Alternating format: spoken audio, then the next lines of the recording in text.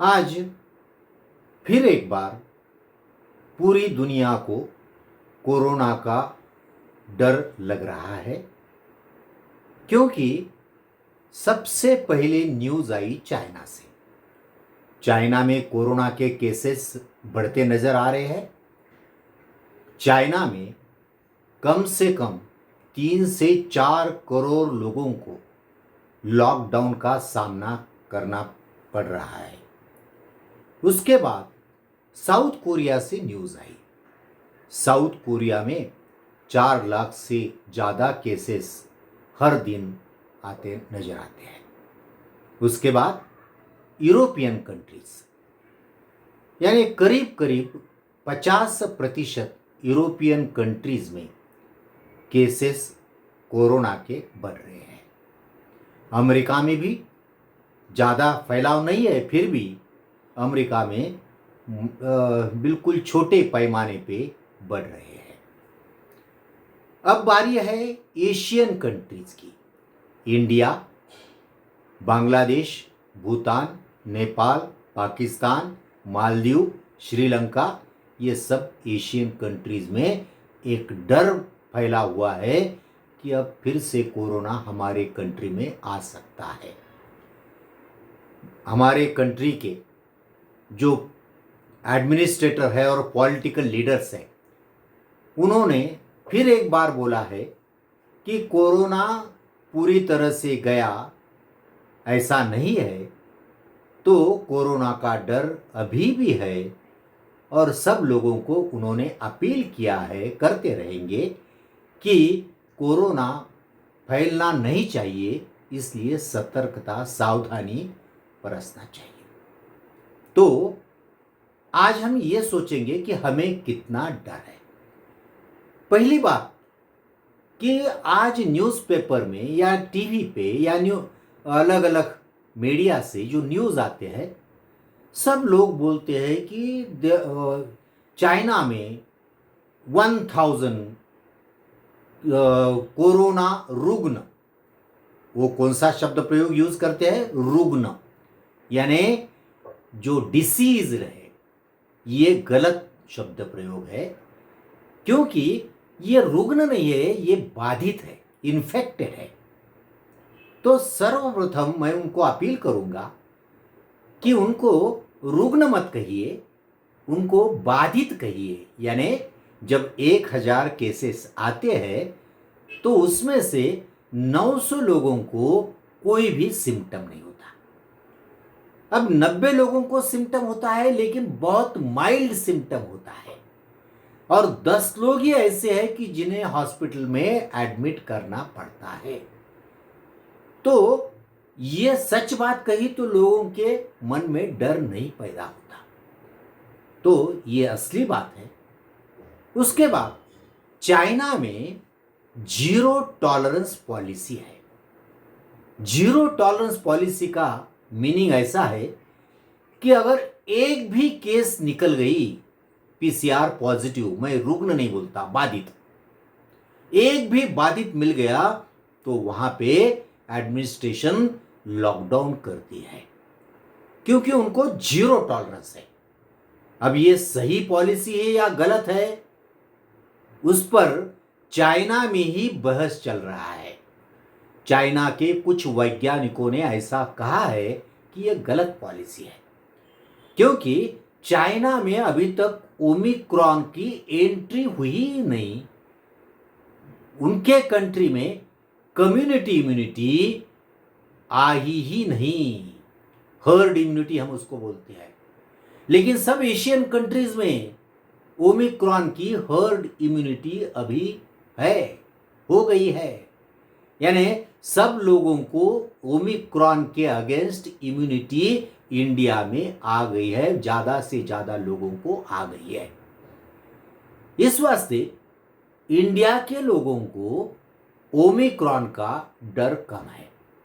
अब ये जो इन्फेक्शन है पूरे पाश्चात्य राष्ट्र कंट्रीज में और चाइना में और साउथ कोरिया में, ये वेरिएंट का नाम है BA.2। ये ओमिक्रॉन का वेरिएंट है और उसकी विशेषता ऐसी है कि ये फैलने में ज़्यादा स्पीड से फैलता है। यानी इसका R रेशो 1.4 है। इसका मतलब 10 लोगों को अगर कोरोना हुआ तो दूसरे दिन वो 14 लोगों को वो इन्फेक्ट करता है। इतना स्पीड उसकी है, तो ये बढ़ेगा ही। अब सवाल आता है, ये इंडिया में आएगा? फिर से मैं दोहरा रहा हूं, आने के चांसेस है क्या? कुछ लोग ऐसा कहते हैं कि चाइना से और यूरोपियन कंट्री से आने वाली जो एरोप्लेन है उनको बंद कर दो। जरूरत है क्या? बिल्कुल नहीं है। इसका कारण, अगर ये इंडिया में आ गया तो इसका और एक विशेषता ऐसी है इसकी कि आपको वैक्सीनेशन कर दिया, यू आर वैक्सीनेटेड, आप वैक्सीनेटेड है, फिर भी ओमिक्रॉन, ये जो वेरिएंट है ओमिक्रॉन का, ये फिर से इन्फेक्शन कर सकता है, लेकिन वो डिसीज पैदा नहीं कर सकता। आपको हॉस्पिटल में जाने की जरूरत नहीं, आपकी मरने की पॉसिबिलिटी बहुत कम है। ओनली, यानी अब ये पाश्चात्य देशों में और चाइना में और साउथ कोरिया में कौन लोग मर गए हैं, हांगकांग में कौन लोग मर गए हैं? जो कोमॉर्बिड है, जो बहुत बूढ़े लोग हैं। अब ये बहुत बूढ़े और कोमॉर्बिड लोगों को तो कौन से भी बीमारी का डर तो रहता ही है। इसका मतलब ये ओमिक्रॉन का कहर नहीं है।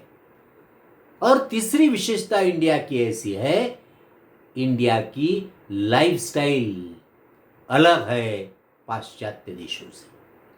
यानी हमारे देश में फैसिलिटीज कम है। अगर तुम अमेरिका में गए तो हर यहां हम एक्सेलेटर मिलेंगे, बोले तो सीढ़ियां चढ़ने की जरूरत ही नहीं है, तो एक्सरसाइज होती ही नहीं। चलने का है तो टैक्सी है, ट्रेन है, और ज्यादा से ज्यादा लोग टैक्सी से या कार से जाते हैं। यानी चलने की आदत उनको नहीं है। भारत में कंडीशन कैसा है? भारत में ऐसी कंडीशन शहरों में है। दूसरी, खाने की आदत। जो अमेरिका और यूरोपियन कंट्रीज है वहां पे ज्यादा से ज्यादा जंक फूड खाते हैं। इंडिया में सिर्फ सिटी में, शहरों में जंक फूड खाने की आदत है। बाकी ज्यादा से ज्यादा पब्लिक यानी पॉपुलेशन, उनका खाने की आदत अलग है, उनकी रहने की आदत अलग है। यानी फैसिलिटी कम है तो चलना ही पड़ता है, और खाने के लिए आज भी रोटी और सब्जियां ज्यादा से ज्यादा खाने वाले लोग हैं। और इसके कारण भारत के लोग ज्यादा इम्यून है, अगर हमने कंपेयर किया वेस्टर्न कंट्री से, अमेरिकन से, चाइना से या साउथ कोरिया से। और दूसरी बात ऐसी है, भारत में वैक्सीनेशन बहुत अच्छा हुआ है। इस वास्ते भारत के लोगों को डरने की ज्यादा जरूरत नहीं है। भारत में या ऑल एशियन कंट्रीज में तीसरी लहर आने की संभावना कम है। और देखो डर से क्या होता है, हमारे यहां जो दूसरी लहर आई थी उसमें बहुत से डॉक्टर्स ये मानते हैं कि दूसरी लहर में ज्यादा से ज्यादा डेथ डर के मारे से हुए थे। 50% डेथ, मृत्यु डर के मारे हुए थे। ऐसा फिर से इंडिया में नहीं होना चाहिए। इसका मतलब ऐसा नहीं है कि हमने प्रिकॉशन नहीं लेना चाहिए। हम प्रिकॉशन लेने की तो जरूरत है। हर साल हमें बूस्टर डोज लेने की जरूरत है। कोरोना खत्म हुआ क्या? कोरोना खत्म नहीं हुआ। कोरोना के साथ हमें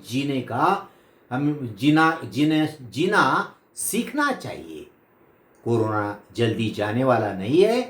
हर साल हमें एक बूस्टर डोज लेने की जरूरत है। यानी उसमें सावधानी तो हमें बरतना चाहिए। और ऑल ऑल प्रिकॉशंस वो तो लेना ही चाहिए, लेकिन डरने की जरूरत नहीं, लेकिन लॉकडाउन लगाने की जरूरत नहीं। इस वास्ते मैं सबसे विनती करता हूं कि तीसरी लहर इंडिया में आने का मौका, आने की पॉसिबिलिटी बहुत कम है। धन्यवाद।